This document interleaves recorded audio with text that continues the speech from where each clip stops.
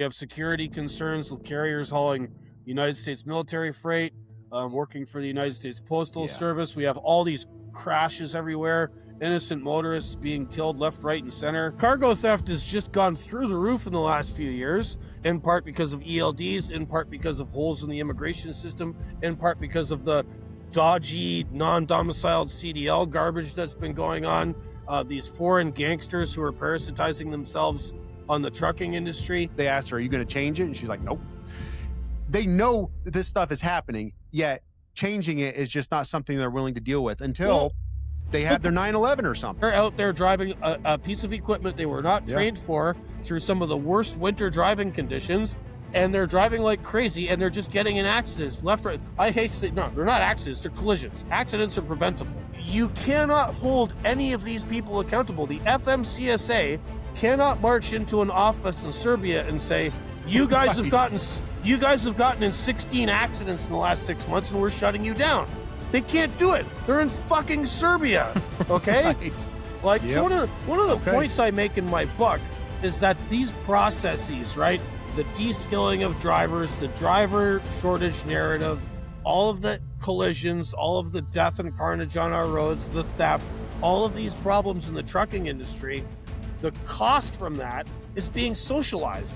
It's just being spread everywhere. It's being put on people, on people's lives, right? From the collisions, the death, the maiming, the cost to the medical care system, then the cost to the theft, and then the insurance companies just turn around and go, all right, well, everybody's rates are going up. They know nothing about cause and effect. We have a gentleman who is running our elections who literally came from a dictatorial South American communist country. Stealing, trafficking, we've got to put a stop to it.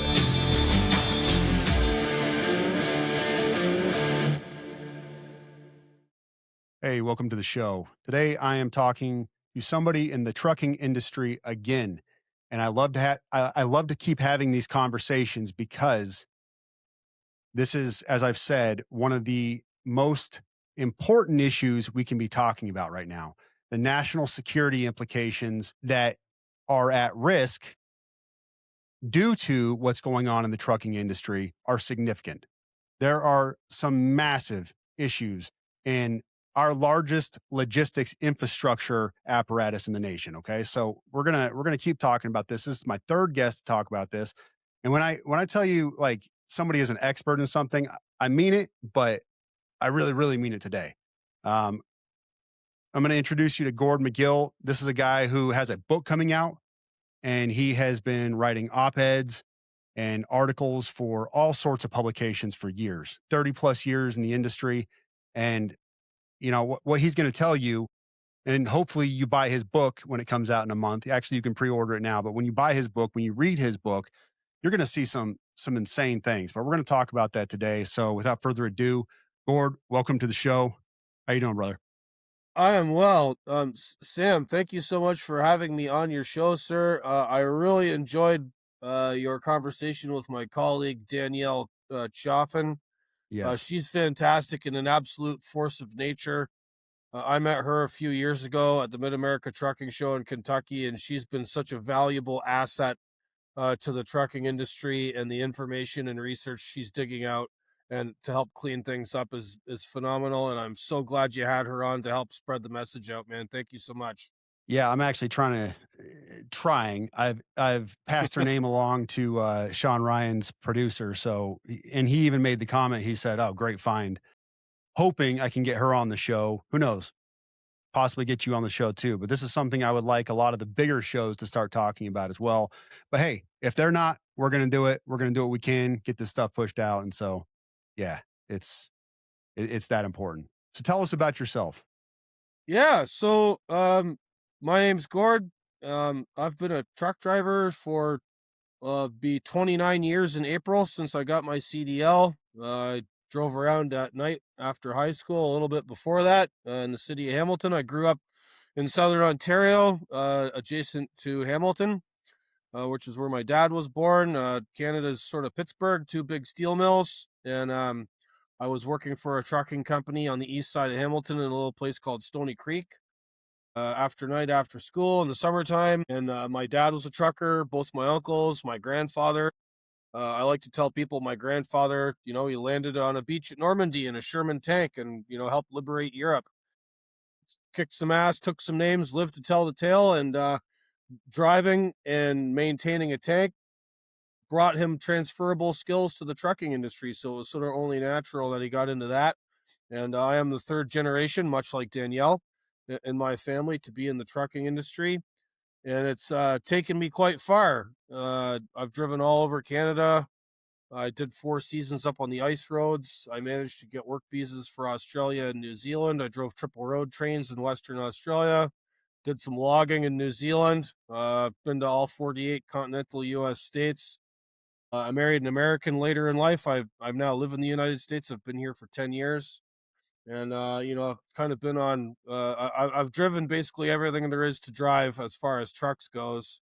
And in the last few years, as you mentioned, I found myself writing about it more, which I sort of kind of fell into. I used to hang out on this little blog, and I would post comments about various issues that involve trucking, and then they asked me to write an article, and so I did, and that was in 2017, and I've been sort of poking away at it ever since. And I started a Substack almost 4 years ago, and just to sort of merchandise my opinions on the industry and what it needed to get fixed. And in November of 2024, a new publishing house that was looking around for authors found my Substack, and they offered me this opportunity to write a book. And so that's what I did, and it comes out next month. It's called End of the Road: Inside the War on Truckers. And it's sort of a broad overview of how the trucking industry got to where it is today, why it's a mess, why it's been parasitized by overseas gangsters, why we have these security problems, why the American truck driver is being displaced by in-source labor. And it sort of like lays out the history of how we got from, a highly respected, well-paid job back in the 1970s to almost completely replaced today. And then we get to, the trucking industry is extremely dynamic, and so are all the problems with it. So we have, as you mentioned, we have security concerns with carriers hauling United States military freight, working for the United States Postal Service. We have all these crashes everywhere, innocent motorists being killed left, right, and center. The whole thing is a mess, and that makes me sad, because again, third generation trucker, trucking's been very good to me. It's been very good to a lot of people. And what is happening to it today doesn't need to be this way. Okay, so a few of those things you mentioned, and we're gonna go through a list of all of these things. In fact, I looked at your Substack that you wrote the other day. I'll link that down below in the description when I post this on the different platforms, along with your book. But one of the things I want to talk about, because I got some pushback on this when I talked to Danielle, and not only Danielle, but several other prominent social media accounts in the trucking industry showed me receipts of what's going on. But when I posted this stuff on a couple different social media platforms regarding non-U.S. citizens and non-cleared personnel driving military freight, there were some folks who said, no, that's not happening. That's not happening. That's misinformation. That's disinformation. And I said, hey, no, like I've seen the receipts. I've seen the evidence of this. So tell me about that. What's going on with this? Well, people don't want to believe it because it's so far outside the box of believability. But, and I get this sometimes too with, the sheer amount of in-source labor in the business and all of the laws that are being broken. People say, well, that's illegal. How can it be happening? Just because something is illegal does not mean it doesn't happen, right? And that's so where we're at now. No, that's the thing.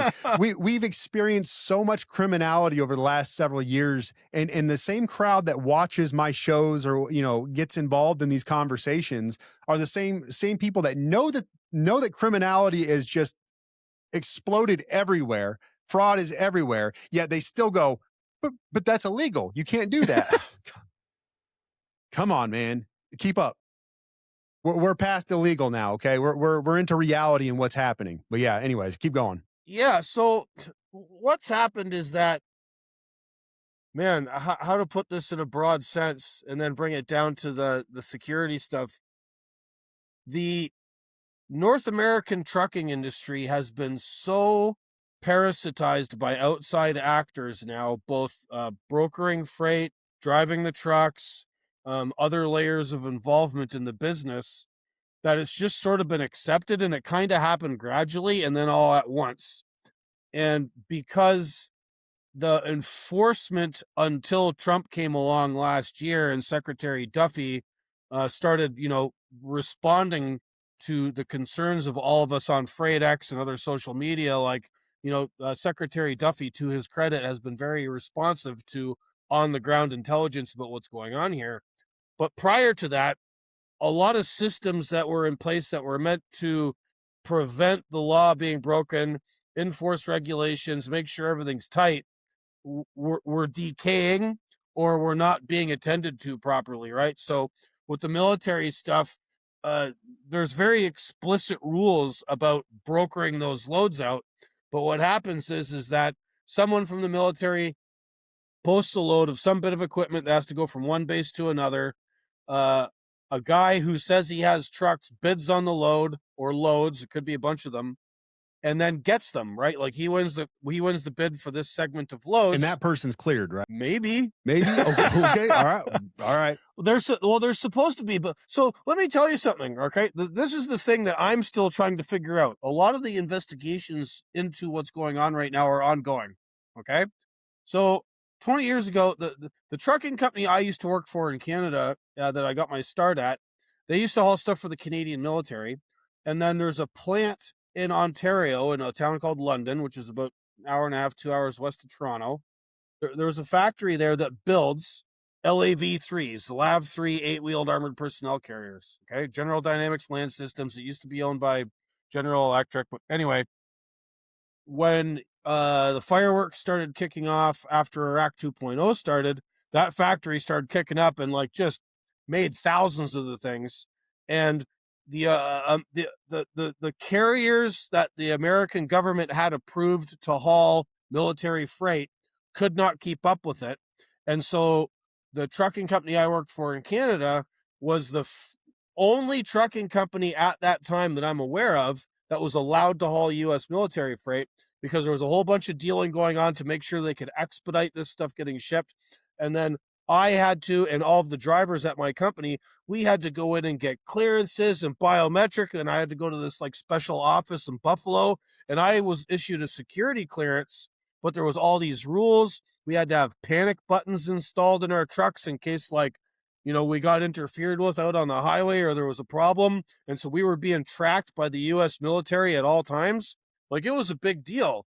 And now... Which makes sense. Yeah, of course. As it should be. As it should be. And now it seems like they call some trucking company, they get a bid, that trucking company says, we have our own trucks, but then they don't. They subcontract it out to people who are from Russia, Uzbekistan, Moldova, who knows where the driver is from.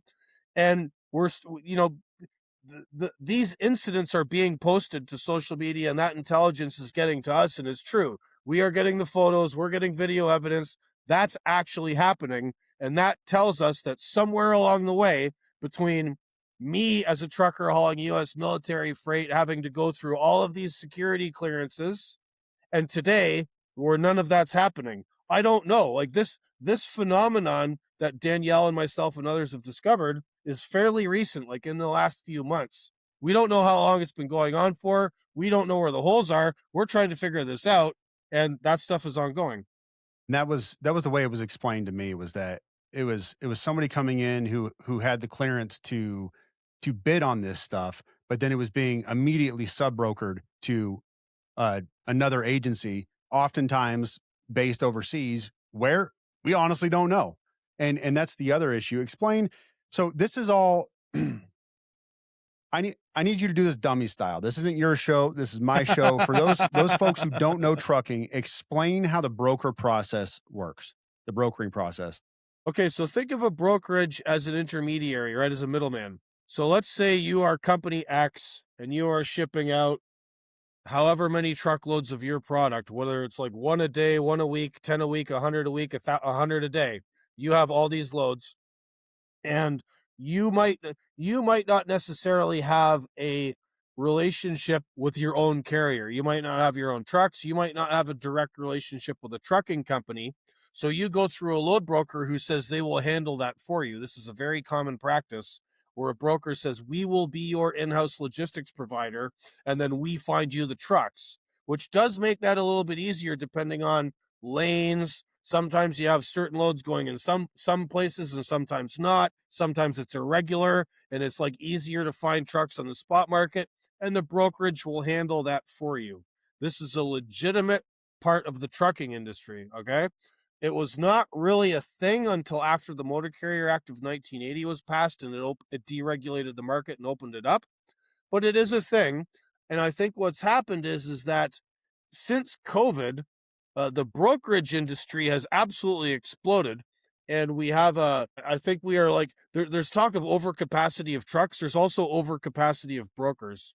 Okay, and something that's happened was that during COVID, when the government was handing out a whole lot of money to everybody to stay home, a lot of brokerages couldn't get Americans to work for them. So they were hiring, back end stuff from, like, because a lot of it's online, from overseas, the Philippines, Serbia. There's like a whole freight brokering industry in Serbia, and all these guys from different countries to like help out, right? Because there was this COVID demand spike. Everybody's at home ordering stuff online. The trucking industry was on fire for about a year, and then it died right off. And so a lot of these guys learned about how the American trucking industry works, right? And now they're getting laid off, and they're like, well, we have all these contacts. We know how the system works. We'll just keep doing it. We'll just open up our own businesses. That makes a lot of sense, actually. And so that's what happened. That's part of what happened. I mean, that's part of it. And so now, there was a whole documentary made about the freight brokering industry in Serbia. There's a great guy, Paul Bernard Jaroslavsky, who runs a freight website called Freight Caviar, and him and his boys did a documentary on this, on all the different freight brokers in Belgrade. And if you're hustling freight online, that pays a whole lot more than what the average wage in Serbia is. So like these guys are incentivized to get involved, and then of course the issue becomes this: is that it came in tandem with an already pre-existing flow of insourced labor into the United States from all kinds of other countries who are getting into trucking for various reasons. So if you're already homeboys with guys from your country, you speak the same language, you share the same cultural stuff, and they're in America, well, why not give them loads, right? And Sure. this starts to spread around. So this is why we have like all these Moldovan freight brokers giving loads to Moldovan drivers in the United States to all U.S. military freight.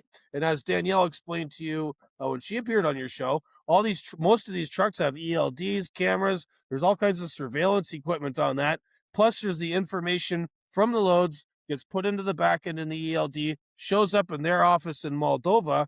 Who's to say they're not selling that information to some other actor? And now these foreign actors are getting all this fine-grained detail about how the United States military moves its equipment around, what it is, where it's going, like GPS locations on everything, and all of that metadata is just out there and nobody's in charge.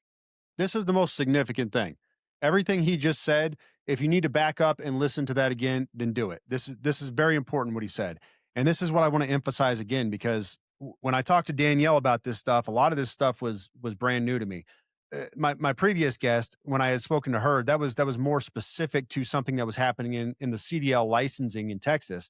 But this thing right here, ELD, explain what that is again. And I know Danielle already talked about it, but explain what an ELD is and re-emphasize what's happening with this information that's being sent overseas.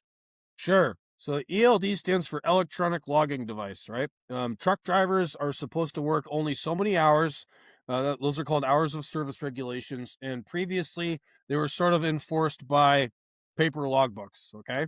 The government thought that paper logbooks were too easy to cheat. They sort of had a point, but in order to cheat it effectively and do it correctly, you had to be smart, right? You had to be good at math. You had to tell a good story. So under something called MAP 21, which was a piece of legislation that came under President Obama, there was a component in that said at some point we need to figure out how to electronically track all the truck drivers. There was lawsuits. There was like back and forth about it. Finally, electronic logging devices become the law. It was like November, December of 2017. Most truck drivers objected to it for a number of reasons, but the government didn't listen. Here we are with ELDs. So every single truck in America, not every truck in America, but most trucks in America have them. There's like a cutoff. If the truck is older than year 2000, you don't have to have one. If you're operating within 150 miles of home base every day, you don't have to have one. If you're hauling livestock, you don't have to have one. There's a few exemptions, but for the most part, most trucks have electronic logging devices. The thing with electronic logging devices is they have interoperability, right? So they're not just tracking hours of service. They're tracking the speed of the truck. They can tell you all kinds of information about the engine. And then there's also the communication component with the driver. And the driver is supposed to put in all of their data from the bills of lading that come with every load to tell your dispatcher data about the load, bill of lading numbers, how much weight you're carrying, what's the object, where are you going? There's communications parts that, they can tell you the addresses. So there's a whole bunch of stuff going on with ELDs. Some of them are now tied to the, forward and driver facing cameras that are now kind of becoming ubiquitous in trucks. So it's a piece of surveillance technology that was mandated by the government. And that's become problematic in a number of ways. First off is that the electronic logging device mandate was put in on the claim that it would improve safety. Within 3-4 years, that was totally blown out of the water. It did not improve safety. In fact, truck collisions went up, aggressive driving citations went up, speeding, tailgating, dangerous driving, all those numbers went up after the Any ELD idea mandate. why? Because the ELD mandate, what it did was that it made it more difficult for you to massage your hours, have latitude about when you took your breaks, be able to be the captain of your own ship, and then also make up for all the delays you have, traffic, loading, unloading, detention. And so you had no way to move that around. So Similar to the Amazon delivery trucks. When they got all that electronic logging, then all of a sudden they're just getting worked like slaves and they had more issues because of it. So yeah. Right. Okay. Well, the problem with the ELD thing was that they didn't change the incentive structure. They still pay drivers by the mile. Now the time you have to drive is being constricted because the ELD makes it almost impossible for you to cheat or massage your hours for the loading and unloading time and other delays you experience, where you had some way to fix that on a paper logbook to make things make sense and conform with reality. So now everyone's like, holy cow, I only have so much time to drive. I have to drive like a maniac. So all these negative driving statistics went through the roof. And former FMCSA head Robin Hutchison was asked about this. There was studies done on this, and they came to her and said, look, you guys imposed this on truckers. It has actually achieved the opposite of what you guys said you were going to do with it. Are you going to change this? And she said, no, we're not going to revisit this. Another problem with the ELDs, again, so we have the safety problem. It did the opposite. And then it also, because the ELDs mostly do all of the work for you. Previously with a logbook, you had to write down where you stopped, write down your odometer number. You had to make it look good. You had to sit and think as a driver. Now that's being done by this piece of technology. So it's like a de-skilling thing, right? So now you can have a driver that doesn't have to speak English because the computer's doing everything for them. They don't have to figure anything out, right? So you can put maybe a less conscientious person, maybe somebody that doesn't have to think about it. They're like, whatever, the computer's doing it for me, right? So that happens. And then now we have the security stuff, right? So the ELDs, because they're a piece of surveillance technology with all of these interoperabilities, that presents a challenge for hey, what happens if it gets hacked? What happens if somebody knows about a high value load, right? Danielle, I think, spoke to you about freight fraud and cargo theft, right? So if some driver who's not thinking about it too much, or maybe just hey, my bill of lading says I have a whole trailer full of Nike shoes or laptop computers or widescreen TVs or whatever, they put that into their ELD. That goes up into the cloud. Yeah. The people monitoring the ELD are like, okay, boys, this driver is at this location. He's stopped now. Go break into his trailer. Holy cow. Yeah, I remember her talking about that. I those last couple issues you brought up, I hadn't even considered. I mean, that's huge. The second and third order effects of like you said, you have to do the work on the manual aspect of it, and you have to know how to speak the language to do that work. And now you can just literally drive the truck and not have any awareness of anything around you, the culture, the language, the signs, anything. Just get from point A to point B, and in the meantime, you have this sophisticated fraud. And that's one of the things Danielle talked about was the kind of hacking that was going on with that, and people identifying those high value loads and going in there. And man, Cargo theft has just gone through the roof in the last few years. It's partly because of ELDs and partly because of the kind of people that have come into the system, in part because of ELDs, in part because of holes in the immigration system, in part because of the dodgy non-domiciled CDL garbage that's been going on, these foreign gangsters who are parasitizing themselves on the trucking industry. And like, there's some higher level stuff going on here. Like, as I described in my most recent Substack, other countries are becoming dependent on remittances for their own GDP numbers and for their own dealings with banksters and international finance, right? So like, they get money from like, encouraging their citizens to emigrate out. They go work in America, they send a whole bunch of money home, and that looks good to them. And like, they didn't have to do any work for it, right? Like, there was a really interesting article in this. I didn't reference it in that piece, and I should have.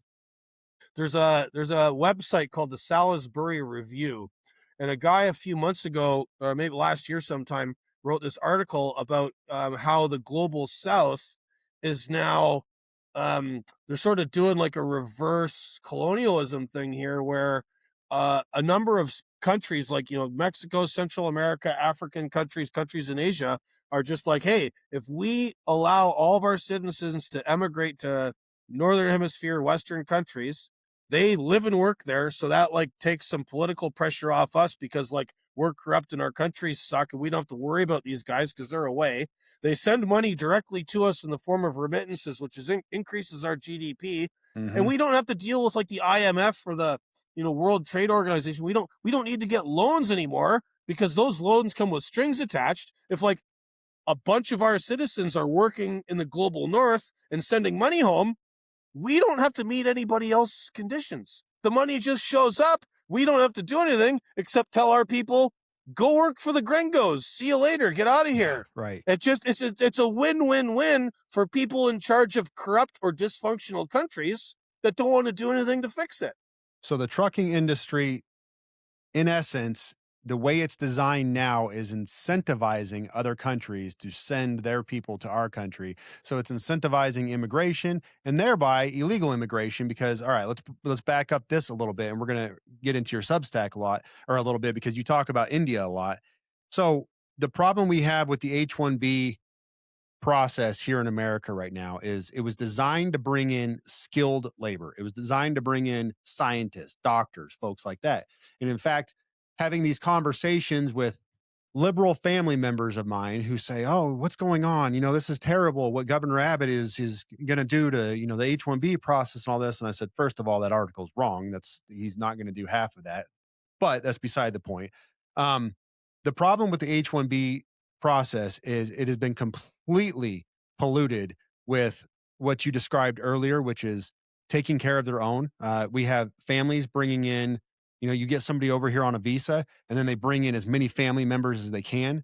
We have people that are coming over on student visas, but then they're sticking around and they're getting into the trucking industry. And then as you brought up in your article, there are India, let's just be real and not beat around the bush. India as a country is just a big fraudulent cabal of criminality. All right. So I'm not calling all Indians criminals, but what I am saying is that India by and large is a criminal apparatus. And as you cited, there are entire cities that are dedicated to overseas fraud and taking money out of not just us, which we are the prime target, but every other country. And so what you have is this incentive that you just described to bring people over from these other countries. And basically, they get to bypass all of those things you described with the IMF and everything else, get those remittances coming back to them. And in the meantime, you have the folks who are here, whether it's the Moldovans or the Indians or whoever else, who are hooking their buddies up in different industries. And this particular industry is rife with it. And they're just, nobody is controlling this. And then you have the fallout, which once again is issues like, for instance, military cargo, sometimes very sensitive in nature, being hauled, and not just being hauled, but that electronic data going who knows where, possibly sold to CCP or anybody else who wants to identify and track where we're moving our military components and our military cargo all over the United States, what we're doing with it, and creating a pattern of life on us, basically. And all of these things are happening with very few Americans aware of this, for one, because I was one of them. I was not aware, and now I'm very aware, and I'm trying to do something about it. Yeah. But well, no, the situation is extremely complex. It's taken us a little while to get here. Yes, India is the center for this. Narendra Modi, the Prime Minister of India, has got a very calculated program of encouraging his citizens to emigrate, whether it's high-tech people, low-tech people, professional jobs or not. Go forth, go to other countries, send your money home. That's good for us. In Canada specifically, this has been going on for a while. You mentioned students. This is known. Like, we're talking about this now. It's February 2026. Canada's biggest newspaper in 2019, it's called the Globe and Mail. They were noticing, a lot of like weird stuff going on with the temporary foreign worker program, people not being able to get jobs, all these like weird things going on. So they investigated it. Like, they have looked into this 7 years ago. Okay. And they one component of their series was about the trucking business. And they found that Indian trucking companies based in the lower mainland around Vancouver, BC, specifically Surrey, were heavily involved with obtaining visas for people from India to come to Canada and drive truck, except they were never truck drivers in India. A lot of the guys had no idea. So there's something that's very illegal, right? So if you come to Canada on a temporary foreign worker visa or some other work visa, like, you're not supposed to pay any fees for that except to the Canadian government. But what's happened is there's been all these intermediaries and these guys in India who are like, we'll set this up for you. You pay me 30 grand. I get you to Vancouver. You go see this guy. He's going to get you a job, right? So some illiterate young guy from the Punjab, his family, like, mortgages their home or their farm or whatever. Like, okay, good on you, sir. Go do the family proud over in Canada. They land in Vancouver. They've never driven anything in their life. They still don't speak English. They go to some truck driving school because ICBC will let you take all of your theory tests to get your Class 1 license in Punjabi. So they never learn the language. Within a couple of weeks of arriving in Vancouver, they now have a Class 1 license, and boom, go head on over the Rocky Mountains that you've never seen before and drive that truck over them and go to Toronto. And that's what happens. And then the guys that get stuck in this, it becomes something like an indentured servitude program, right? Like, you just showed up from India. You don't know your head from your asshole. You don't know anything about the culture you're in. You just know that, like, you owe a guy back home 30 grand, or you owe your family because they mortgaged themselves to get you here. And now you have to drive truck for some dude that just like throws you off the deep end. You don't know anything about what you're doing. And right, and you're stuck. And you're stuck. Said, and the Globe and Mail it completely blew this up in 2019. What has happened about that? Nothing.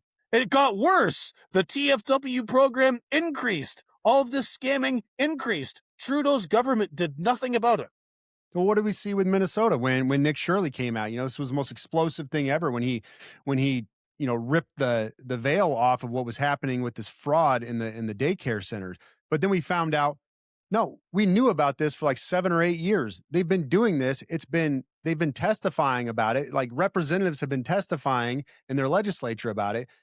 Articles have been written about it. And it just so happened that his video happened to tear off, and all of a sudden, okay, it's this big deal. But we knew about it. for close to a decade that it was happening. And that's what it sounds like with this. Like, it's one of those things where I'm just waiting for the pot to boil over, because we know this is taking place. We've known it's taking place. All of these things have been brought to the very tippy top of leadership. Like you said, I can't remember the name of that lady you said, but she was like, they asked her, "Are you going to change it?" And she's like, "Nope." They know that this stuff is happening, yet changing it is just not something they're willing to deal with until they have their 9/11 or something. I don't know. Part of it is because nobody wants to tell the truth, right? So like, Canada first became like kind of aware of this. Like, I mean, truck drivers knew about it, and a lot of people knew about it a long time ago. But in 2018, there was this really horrific tragedy in Canada called the Humboldt Broncos tragedy. So this junior hockey team was traveling from one town to another in a small coach bus, and they got smoked by one of these guys at an intersection. He blew a stop sign doing full speed, hit their bus, killed 16 people. And like the whole country was like, what the heck's happening? Except that's 2018. That's 8 years ago. And it's still happening. Like, in the last week of January, there was 4 or 5 truck collisions in Northern Ontario, right? So like, if you go trucking across Canada, Northern Ontario, a lot of the road's still 2-lane road. It's through the woods. There's nothing up there except small little lumber towns and mining towns and natives. It's very remote. But that's where the Trans-Canada Highway goes, and all these guys are going back and forth and driving like maniacs and constantly getting in collisions. People in Northern Ontario have been complaining about this for years. Our highways are now death traps because all of these people are being brought into Canada under oftentimes employment relationships of indentured servitude or some other scamming, okay? And they're being like, I don't want to say forced, but like, they're out there driving a piece of equipment they were not trained for through some of the worst winter driving conditions, and they're driving like crazy, and they're just getting in accidents left, right. I hate to say, no, they're not accidents, they're collisions. Accidents are preventable, okay? Collisions, they're just colliding with people, they're killing people. It's like top of mind for everybody that lives in Canada. But the problem is this: nobody will tell the truth, all right? I was sent an article today from a newspaper in Northern Ontario where a couple of trucking associations, like small ones from BC, were complaining, and this guy at this local newspaper writes this big long article. It's online. No one will name the culprits. Nobody will talk about the incentives at play. They just say, oh, it's about training. Oh, it's about the driver incorporated model where they're subcontracting drivers instead of directly employing them. They are not talking about what the cause is. Nobody will talk about what the cause is. The guy who tried to run for Prime Minister of Canada and lost, Pierre Poilievre, okay? That guy does not know what time it is. He refuses to acknowledge reality. He has been filmed speaking to these groups and saying, well, we need more truck drivers. We need more of this. No, there's no shortage of truck drivers. Truck drivers in Canada and the United States are being displaced. And this guy is going and pandering to certain groups saying, oh, yeah, no, send us more, send us more. Like, our political class, our corporate class, our ruling class have no idea what's going on. They won't listen. They won't care. And then the media will not let you talk about reality as it is. Yeah, that was something you brought up in your article as well, and I wanted to jump into that. You talk about that, about how this trope of a driver shortage is just pure myth. Explain that. What is it? What are they saying? And then what do you know? Okay, so this is how that started. So I talk about this in the book, right? So Motor Carrier Act of 1980 is passed under the administration of Jimmy Carter, July of 1980. That was part of a package of deregulatory measures that the Carter administration brought to try and deal with the economic doldrums of the 70s. Okay, fine. There's an argument to be made that the trucking industry kind of operated like a cartel. It was overly expensive. It needed to be reformed. Okay, great.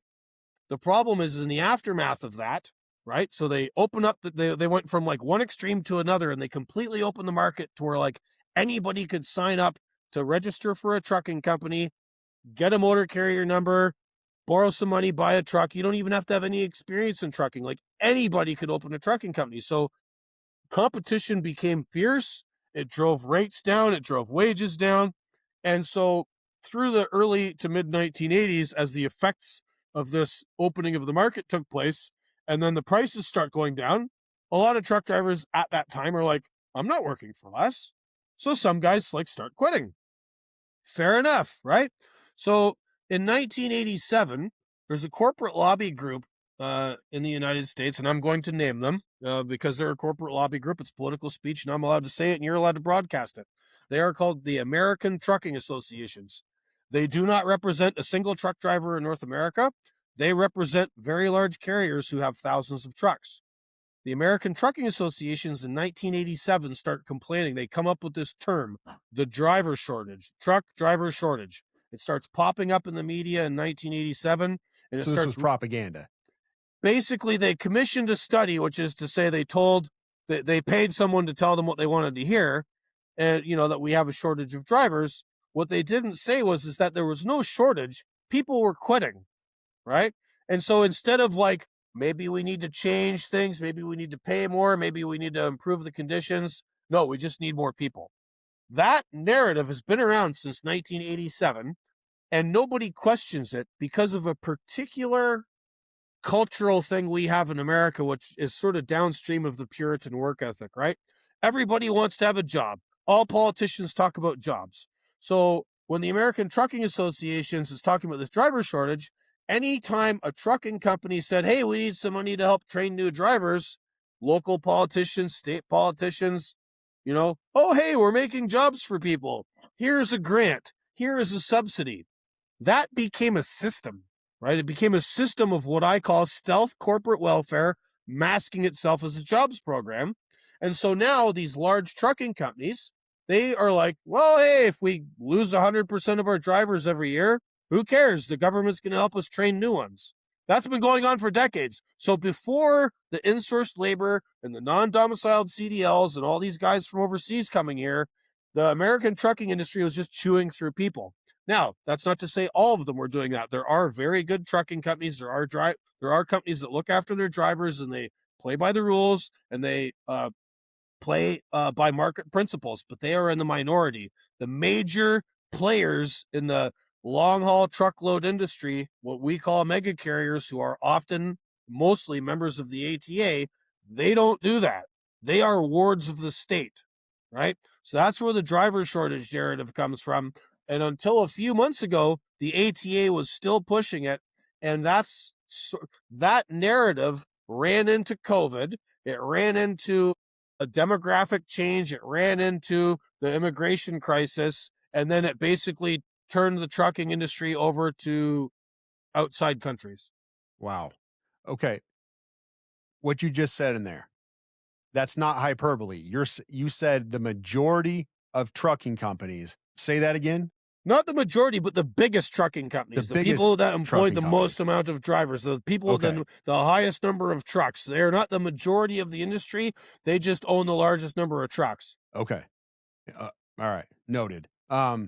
So with that, I want to spin into your experience abroad, and yeah, your resume is pretty awesome, actually. You've driven in New Zealand, Australia, Canada, America, United States. And I liked what you said about New Zealand. I'm not going to say it for you, but explain what you've seen in these, we'll just call them Western allied nations, and how you've seen this playing out really all over the place. And then I want to ask you about New Zealand after that. Okay. So what's the first part you want me to explain? Well, just kind of break down what your experience was in Australia in comparison with Canada and the United States, what you were seeing over there, because that's right. I think that's significant.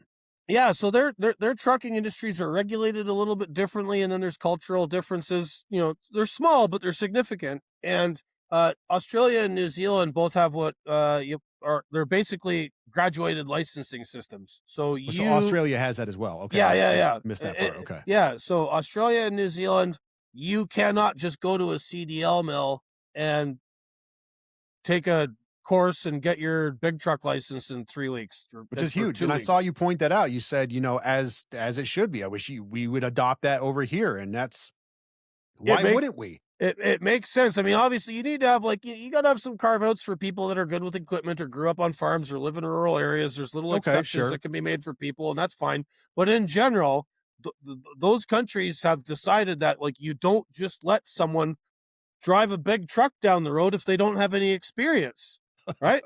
Common sense. What a concept. Right? And because of that, like, you know, again, these things are starting to change. The systems in New Zealand and Australia are starting to be corrupted by some of the usual suspects. But in general, you know, they have they have this system in place that produces a higher quality of driver. They have a culture too where, like, you know, in Australia and New Zealand, equipment is really expensive, right? In America, it's cheaper. A lot of trucking companies in America will have like lease programs. They'll buy a truck, run it 3, 4, 5 years, get rid of it. In Australia, you know, back in the day, you would go to Kenworth in Australia and buy a truck and expect to keep it for 15 or 20 years because it costs so much. Same in New Zealand. So a really good friend of mine is an owner operator in New Zealand. He hauls logs. He bought a truck a few years ago. He bought a brand new truck in 2020 or 2021 and bought it from Kenworth, Australia. By the time he put all the bolsters on it, had a custom built trailer, radios, all the gear he needed. He was $600,000 before he was going down the road. Ouch. Yeah, like this is so they have a different approach to things. Okay. Now, okay, yeah, keep going. Sorry.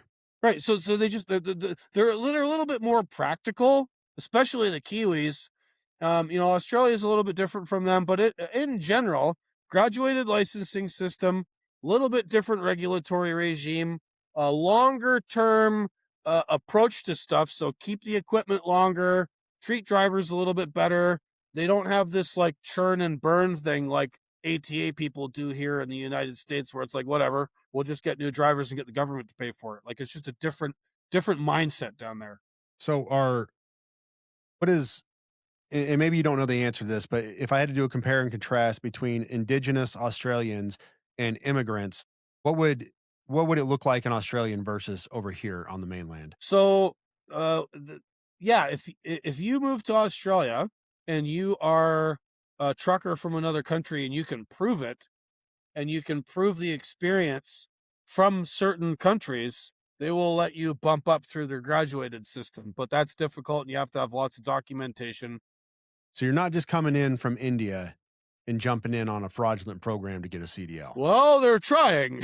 They're trying. Okay. And there was a big issue here in New Zealand a few months ago where the New Zealand government discovered that a bunch of the documentation that a bunch of these new guys showed up with was not proper, not traceable, and, you know, suspicious. And they just canceled like 450 truckers' licenses and said, you guys got to start over again because we can't prove any of this and we're not having it. Wow. Yeah. Wow. Imagine if we did that here. Right. What do we, all right, let's go to this. What do we do to fix it? If you were king for a day and you could fix this, what would you put in place here in America? I would impose a graduated truck licensing system immediately. I would hire Danielle and a team of her friends to chase down the chameleon carriers to make sure that like motor carrier numbers are not just being traded around. I would actually stop that. I would immediately end the trade in motor carrier numbers. If a company goes out of business, if somebody retires, you can't sell the motor carrier number. Every new person getting into trucking has to start with a brand new application to the government. And then the government should check them out before they get the MC number. So I don't know if Danielle told us, I can't remember this detail, but when you apply for a motor carrier number, the FMCSA just gives it to you, and it's supposed to be like a new entrant check. They might not come back and check on you until 12 or 18 months later to make sure that you've like actually done the things you're supposed to do as a new entrant to the trucking market. They give it to you and check later. That ends when I'm in charge. That's over. Like, because it just opens the whole market up to all kinds of people that are like, oh, they're not checking, I'll just do whatever I want. Right. What's the incentive? I mean, honestly, the way this people, I'm going to say a dumb thing here, but I think it needs to be said, is that people are not going to do the right thing in mass if they're not made to do the right thing. So that's why we have laws in place. That's why we have regulations. That's why we have all these things, is because if I'm not making you do it, well, even me, okay, I consider myself a guy of integrity, but even me, I'm going to let things slip and slide if somebody's not holding my feet to the fire on certain things. I'm not going to break the law, but at the same time, I'm a military guy. So if you're not making me go to physical training in the morning, I'm not going to go. And I'm probably going to sleep in a little bit. And it's a forcing function to say you will be at formation and do these things. It's no different than any industry out there. If we're not enforcing these regulations and keeping these people accountable, of course they're not going to do it, because what's the incentive for them to do more work? No, I'll just take this little bit that I got and I'll go. I want to present something to you too, is that the enforcement, the forcing people to do things, to do the right thing, cannot just be on the carrier and the driver's side, right? Somebody's hiring these people, right? Brokers are hiring these people, care of the biggest corporations in America. And what you're seeing is, this is where it's going to get a little bit spicy. A lot of this parasitization we're seeing of the North American trucking industry is at the behest of corporate America, because it helps keep their freight buy down, right? And how they're doing it is through what we call in the industry the power only model, right? So this is something that FedEx does, Amazon, United States Postal Service, where they have trailers with their loads on them, but they do not own the trucks. And they sort of like Uberize it. Like, let's just hire whoever's got a truck, they can move our stuff. Okay. And so how that works is, for the benefit of these guys, is A, they get things done cheaper. They don't have to have a hiring department. They don't have to have a compliance department for their trucks. They don't got to buy the insurance. They don't got to buy the trucks. They don't got to hire the drivers. It's just all subcontracted out. And so these systems, developed by FedEx originally, then Amazon took it and like exploded it, that's actually gravitating from those places to actual trucking companies. So some of the biggest trucking companies in America, who are members of the American Trucking Associations, JB Hunt, Werner, Knight Swift, you go on their website and they have an advertisement on there, hey, join our power only team. What that means is that you're hooking onto one of their trailers, JB Hunt, Knight Swift, Werner, whoever, and you're just relocating their trailers around just like you would do for Amazon or FedEx or any other company. And then that way, these trucking companies don't have to buy as many trucks, don't have to hire drivers, they don't have to do anything, and they just subcontract it. And then when all these questions come up about all of the collisions, the people being killed, the jobs being taken away from Americans, they can say, well, we're not doing it. Well, no, but you're hiring the people who are, right? It's all layers of subcontracting. And like the Wall Street Journal and CBS both did investigations into this on Amazon specifically, okay? And found, like, if you put their two investigations together, which were done in two different time frames, and then add in all of the people since who've been killed or maimed or injured or whatever by guys hauling stuff for Amazon, like as of today, we're talking like Amazon's responsible for something like 150 or 160 people being killed because of the shitty subcontract trucking companies they hire, who are often the owners are overseas. They're directed by dispatch services from overseas, and the drivers were insourced here from overseas. There is most of what happens at Amazon Relay, most of how you get your packages delivered is done by people who are not from here, and it's executed by people who are not here either. Jeez. So, okay.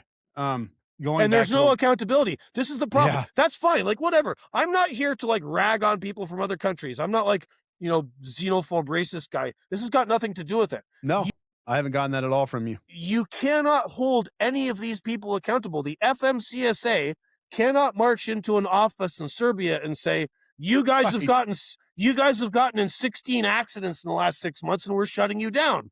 They can't do it. They're in fucking Serbia. Okay. Right. There's nothing we can do when these people run amok. And like, insane. So I wrote an article last year on my Substack about all the reports we're getting about these very same companies who are operating here in the United States. They advertise for drivers on Facebook groups and on Telegram, and they don't do traditional hiring. But when they hire, they explicitly discriminate against American truckers. They do not want to hire Americans. There's a lady, another lady who does investigative research on trucking. Her name is Miranda.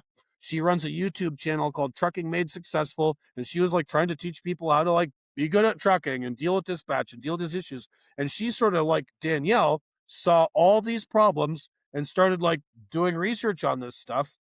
And the English language proficiency thing came down. She did this really brilliant video where she broke down how the Eastern European carriers operate, how their mindset is different, and how like they don't want to hire Americans. They want people from Serbia, from Russia, from the Ukraine, from the Balkans. Come here, work your butt off, your ELDs. So you remember how we were talking before about how ELDs are capturing all this information and presenting a security risk? Well, they can also be backdoored by the same people. Oh, you've worked your 11 hours? We'll just rewrite it for you and say some other guy was driving the truck that you dropped off back at some truck stop, and now you can keep going for 8 more hours or 10 more hours. I'm glad you brought that up. That's something I was going to ask about. They're running these guys ragged and treating them like slaves.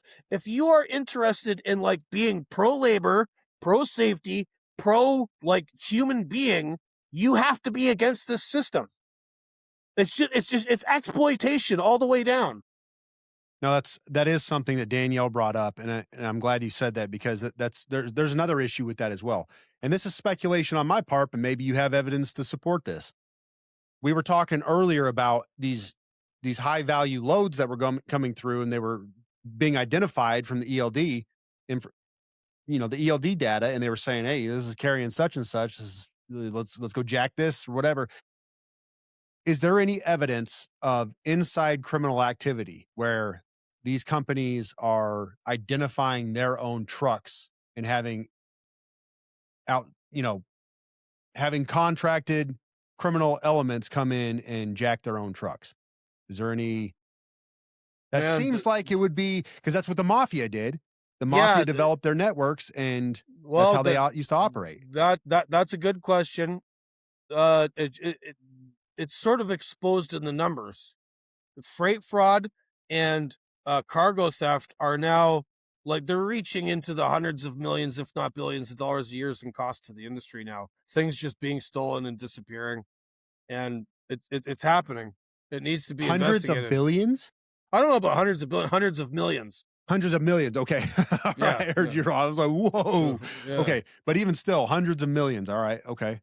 I think the last statistic I saw, I think it was for 2024 or 2025, $455 million verifiable stolen cargo.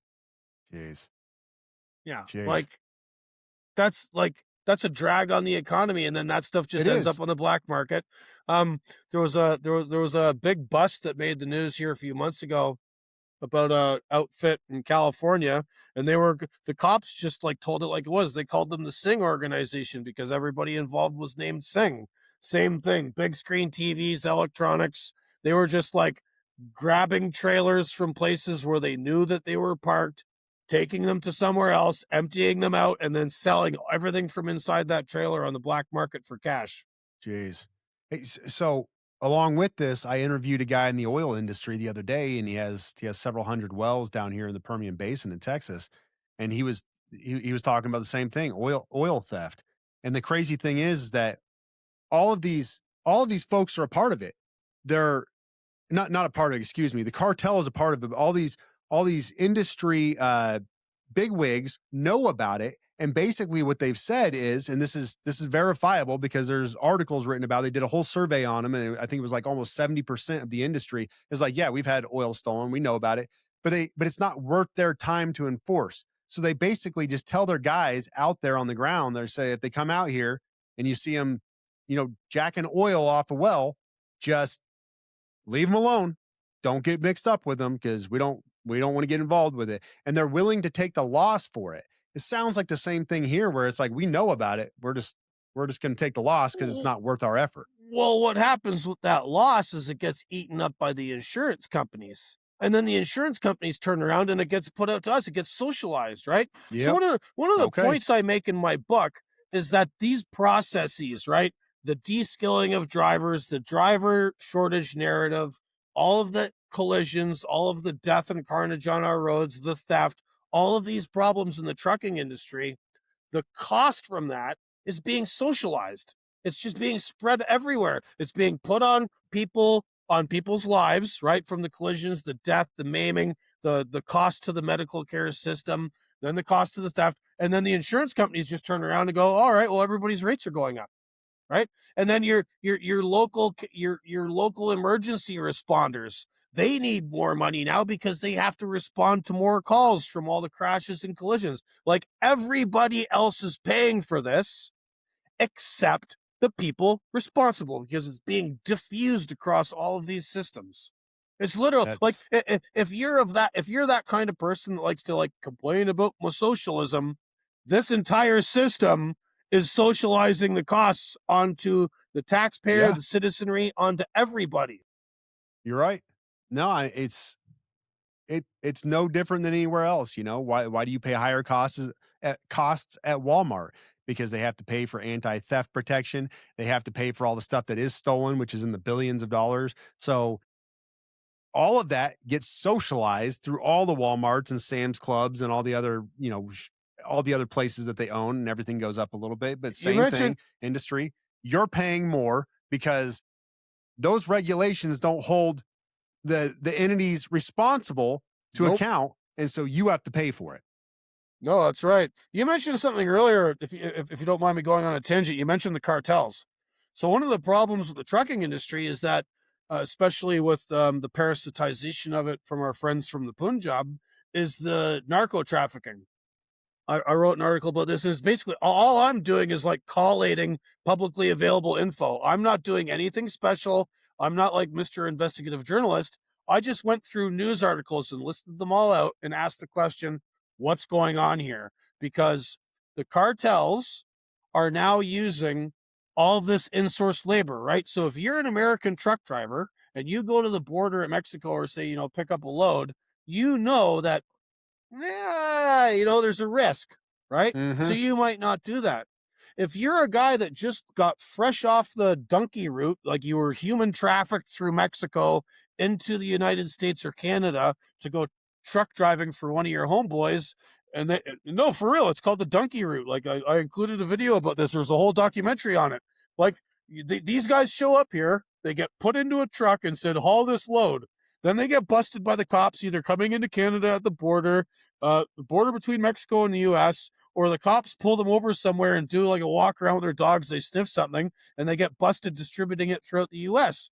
When you start looking through all these, like, truck driver busted with cocaine, truck driver busted with methamphetamines, truck driver busted with fentanyl or precursors or whatever, 70, 80, 90% of the time, it's Singh, Gruel, all these Indian names. Yeah. I think what's going on here, and I've talked with a crime reporter in Canada about this, I believe that a lot of these guys are being used as mules. They just showed up from India. They have no idea what they're doing. And okay, well, if that guy gets busted and goes to jail, no skin off our back. He just showed up. If he gets busted, we'll get another one.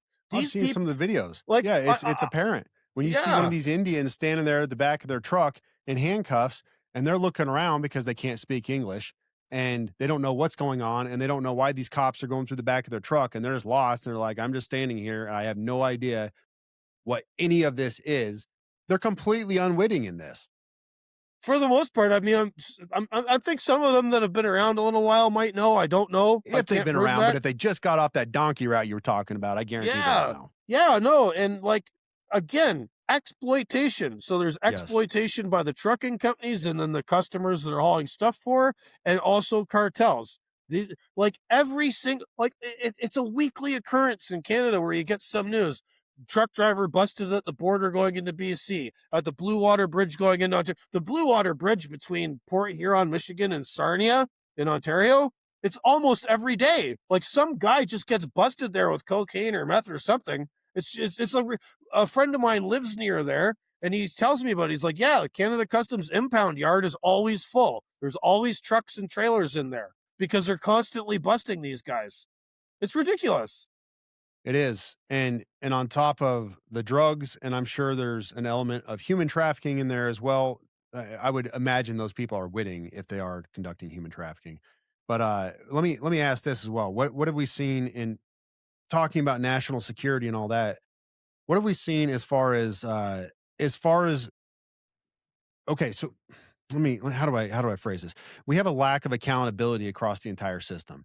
Does that equate into what is being hauled, and is it easy to basically manipulate what your load is versus what you're actually carrying? You're already describing the drugs and everything. And in that, would it be easy? Is it easy to carry nefarious items like bomb making materials or bombs themselves for that matter?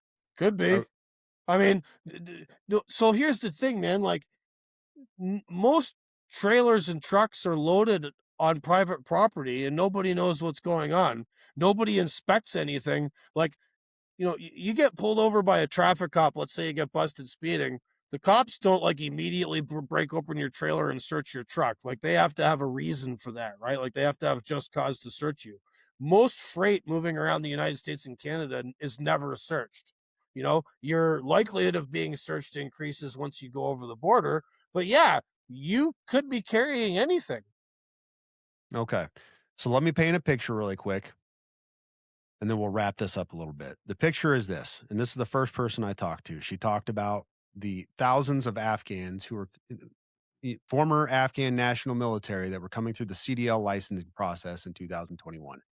She talked about how not only were they trying, like openly talking about trafficking and trying to hand off, their sister or whatever else for payment, which is a whole other subject, but they were identifying key infrastructure and everything else. And it was very concerning. And not just her, but other members of staff had brought it up. Like, we're going out there, we're driving this stuff. They've got their phones out, they're videotaping stuff. And people were like, well, why couldn't they just do that from Google Maps? I don't know. That's not the point. Point is, you have these individuals who came from hostile nations, uh, who are acting hostile on the ground, who are threatening owners in a CDL licensing mill type environment. And we know it's a mill because we just saw the US government shut all of these licensing places down with the audit. They shut a small handful of them down, but yes. Yeah. Well, they retracted a lot of CDLs. I'll change that. They retracted like tens of thousands of CDLs across the United States. Yeah, and then way more to go. Yes. And then we have the cartel's involvement and unwitting participation in the trucking industry from these immigrants who, a lot of them just come over and they're just looking for payment. They're not doing anything nefarious, but they are trying to earn a buck. They're indentured servants at this point because they paid all this money into it. And so we have a unregulated licensing process where basically you can just buy a license in North America. It's not regulated like it is overseas in Australia or New Zealand. The regulation has been compromised. There's bribery scams that have been exposed left, right, and center. And they've debased the training requirements so much, and nobody's keeping on top of it, that effectively what you described is happening. Yes. And then our freight and cargo is whatever it's going to be. It's you have stuff that's high value that's being jacked because the ELD process is hacked, and we know what's going on across our roads. They're putting whatever they want in the back of trucks, which is just, I don't need to describe the national security issue there. But then at the end of it all, and this is the thing I keep harping on, is you have non-cleared personnel being brokered to move military freight all over the nation. And that data is going to who knows who overseas in all sorts of nations that are not friendly to us. They're not necessarily enemy to us, but they're not our friends. And they will sell that information off like that if they can make a buck. We have a massive issue in our trucking industry here in North Carolina, in North America. North Carolina too, but in North America. It's funny you mentioned North Carolina because, Freudian slip. Politicians are a funny bunch. So there's a politician in North Carolina I think his name is David Browser. He's a congressman, and he sponsored this bill that's supposed to clamp down on the non-domiciled CDLs. It's called House Resolution 5688. It's got a number of co-sponsors, and it, ostensibly tries to clamp down on, the English language stuff and some of the other dodgy things going on, except there's a big old loophole in it. Says the secretary shall issue non-domiciled CDLs whenever he deems it necessary or whatever. So they left this big, huge hole open to say, hey, man, we don't have enough drivers again. They basically catered to the possibility that one day we're all going to forget about the fact the driver shortage is a lie, and we're just going to keep doing what we're doing, except we're making it legal, right? That guy's from North Carolina, and his bill is garbage. Oh, I mean, it could be better. Just amend it. Pull that line out. Are they going to? I don't know. They should. But if you see any media out there talking about this House Resolution 5688, unless they pull out this exemption that allows the Secretary of Transportation to say, well, whenever I decide it, we're just going to continue issuing these non-domiciled CDLs, that bill is garbage until they pull it out. You can't de facto make somebody the king through a bill like that. I mean, it's completely antithetic to what we are as Americans. That's insane. Just all this no kings nonsense. Yeah, we got resolutions like that. Get out of here. Wow. Okay. That's a lot of information. I got to process that. What else you got? Anything? Well, so before we get out of here? I want people to understand, one of the reasons I wrote this book is like this didn't just start happening. It wasn't just like, well, Biden opened the border and all these people showed up. There's a whole bunch of processes. There's a whole bunch of trends. There's a whole bunch of stuff that started in the 1980s that brought us to this point. Okay. There's not one bad guy. There's not one bad political party. Both parties are involved in various ways in degrading what it means to be a truck driver, in attempting to unnaturally suppress our wages by flooding the market. And that process has taken different stages. And the mess we are seeing today is the latest iteration of this process, and it can be stopped. It's a series of political, policy, and economic choices. And my book tries to lay out for people how we got to them and what it was like beforehand and how we can get back. Well, what you just described is pretty much the reason for everything bad in the world. Greed. This all stemmed from greed. Oh, there's an awful lot of that, sir. Yes. Okay. Well, thank you. No, thank you. Thank you for having me, man. It's just the last year and a half or 2 years of the trucking business has just been bonkers. And I never thought of myself like writing a book or doing all these things I do. It just kind of happened. And it's very sad to me. Like I say, I'm a third generation truck driver. This business has been very good to me. It's been very good to my family. It's been very good to a lot of people. It's what makes the entire economy run. And we need to have an immune response before it gets any worse. Right. Well, the reason you do what you do is because it does mean something to you and you want to protect it. Same reason I got into what I do. Same thing on the military side. I love the Army. It's something I want to protect. And what I saw happening to it was insane. So that's why we do what we do, because we see these things as insiders and we go, this can't be allowed to continue, or my place, my system will cease to exist. At least cease to exist in the form it does now, and bad things will happen because of it. Right. And bad things are going to continue to happen. And every time I hear about one of these collisions, we had this one 2 weeks ago in Indiana, these poor Amish guys got smoked, and, another, all these crashes back home in Ontario. And it makes me sad because all of it is totally unnecessary. No family should have to go through this. No person should get wiped out because our governments have decided we can just replace all the truckers with untrained, unvetted migrants who are here being abused and exploited. It's just wrong.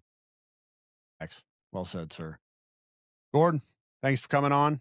And hang on a second while this uploads. But anyways, I will keep talking about this subject, possibly with Gord in the future. I know I want to talk to Danielle again, and there's other folks I want to talk to too, but we are going to keep talking about this specific issue along with a bunch of other issues.